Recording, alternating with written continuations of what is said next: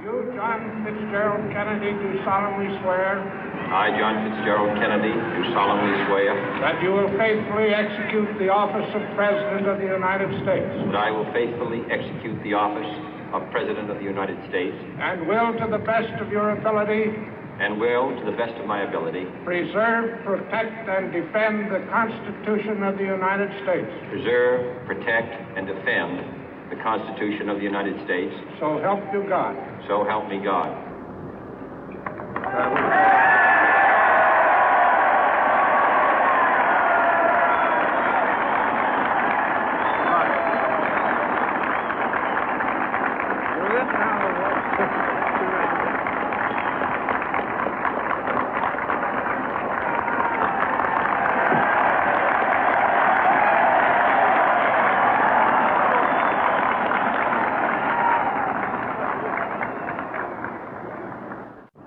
Vice President Johnson, Mr. Speaker, Mr. Chief Justice, President Eisenhower, Vice President Nixon, President Truman, Reverend clergy, fellow citizens.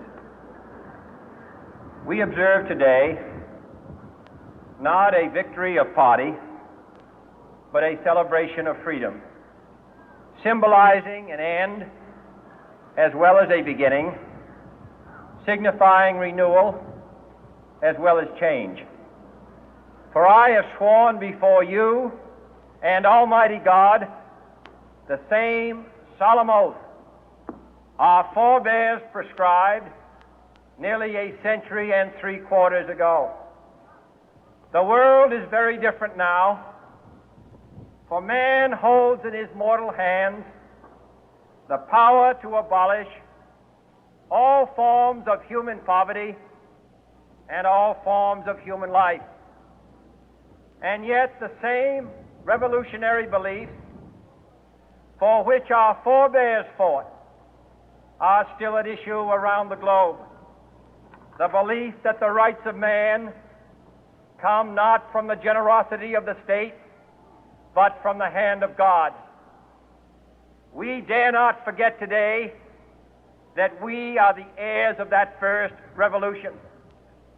Let the word go forth from this time and place to friend and foe alike that the torch has been passed to a new generation of Americans born in this century, tempered by war, disciplined by a hard and bitter peace, proud of our ancient heritage, and unwilling to witness or permit the slow undoing of those human rights to which this nation has always been committed and to which we are committed today at home and around the world.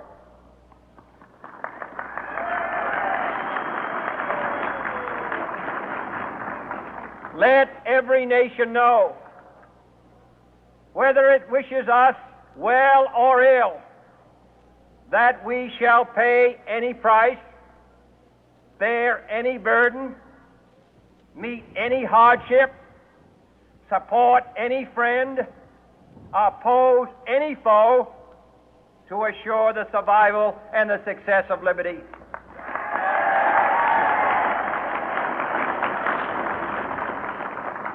This much we pledge and more. To those old allies whose cultural and spiritual origins we share, we pledge the loyalty of faithful friends. United, there is little we cannot do in a host of cooperative ventures.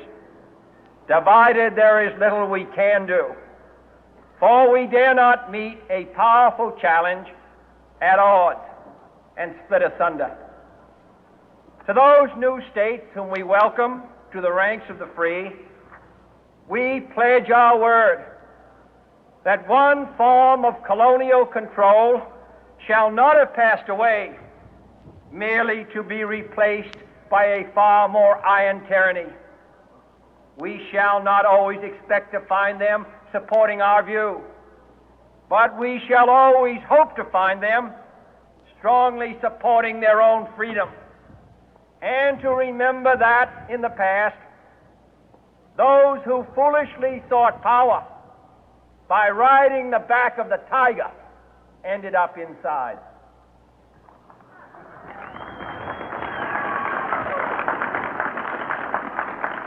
To those people in the huts and villages of half the globe struggling to break the bonds of mass misery, we pledge our best efforts to help them help themselves for whatever period is required, not because the communists may be doing it, not because we seek their votes, but because it is right.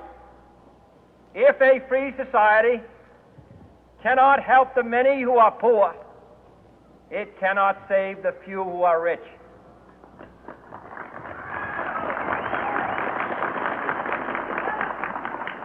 To our sister republics south of our border, we offer a special pledge to convert our good words into good deeds, in a new alliance for progress, to assist free men and free governments in casting off the chains of poverty.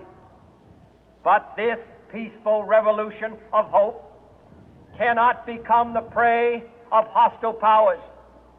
Let all our neighbors know that we shall join with them to oppose aggression or subversion anywhere in the Americas.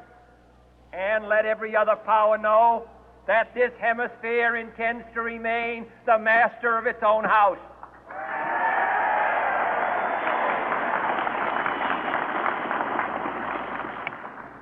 To that World Assembly of Sovereign States, the United Nations, our last best hope, in an age where the instruments of war have far outpaced the instruments of peace, we renew our pledge of support to prevent it from becoming merely a forum for invective, to strengthen its shield of the new and the weak, and to enlarge the area in which its writ may run. Finally, to those nations who would make themselves our adversary, we offer not a pledge, but a request that both sides begin anew the quest for peace. Before the dark powers of destruction, unleashed by science, engulf all humanity in planned or accidental self-destruction, we dare not tempt them with weakness, for only when our arms are sufficient beyond doubt can we be certain beyond doubt that they will never be employed. But neither can two great and powerful groups of nations take comfort from our present course, both sides overburdened by the cost of modern weapons, both rightly alarmed by the steady spread of the deadly atom, yet both racing to alter that uncertain balance of terror that stays the hand of mankind's final war. So let us begin anew, remembering on both sides that civility is not a sign of weakness, and sincerity is always subject to proof. Let us never negotiate out of fear, but let us never fear to negotiate.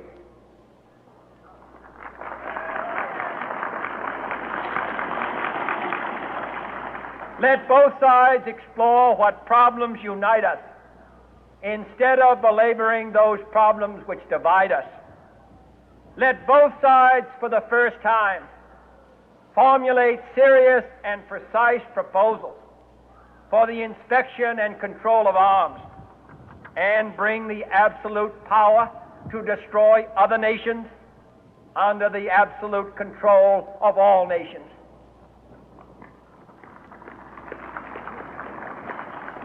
Let both sides seek to invoke the wonders of science instead of its terrors. Together, let us explore the stars, conquer the deserts, eradicate disease, tap the ocean depth, and encourage the arts and commerce. Let both sides unite to heed in all corners of the earth the command of Isaiah to undo the heavy burden and let the oppressed go free. And if a beachhead of cooperation may push back the jungle of suspicion, let both sides join in creating a new endeavor, not a new balance of power, but a new world of law, where the strong are just and the weak secure and the peace preserved. All this will not be finished in the first 100 days, nor will it be finished in the first 1,000 days, nor in the life of this administration, nor even perhaps in our lifetime on this planet. But let us begin.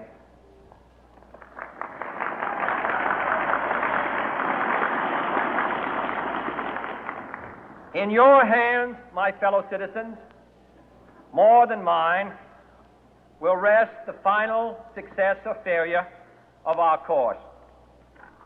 Since this country was founded, each generation of Americans has been summoned to give testimony to its national loyalty. The graves of young Americans who answered the call to service surround the globe. Now the trumpet summons us again, not as a call to bear arms, though arms we need, not as a call to battle, though in battle we are, but a call to bear the burden of a long twilight struggle, year in and year out, rejoicing in hope, patient in tribulation, a struggle against the common enemies of man, tyranny, poverty, disease, and war itself. Can we forge against these enemies a grand and global alliance, north and south, east and west, that can assure a more fruitful life for all mankind? Will you join in that historic effort?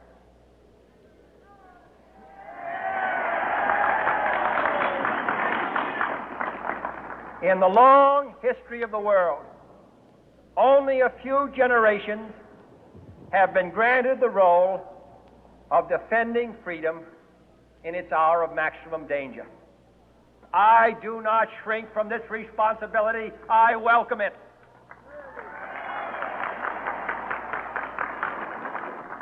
I do not believe that any of us would exchange places with any other people or any other generation. The energy, the faith, the devotion which we bring to this endeavor will light our country and all who serve it. And the glow from that fire can truly light the world. And so, my fellow Americans, ask not what your country can do for you. Ask what you can do for your country.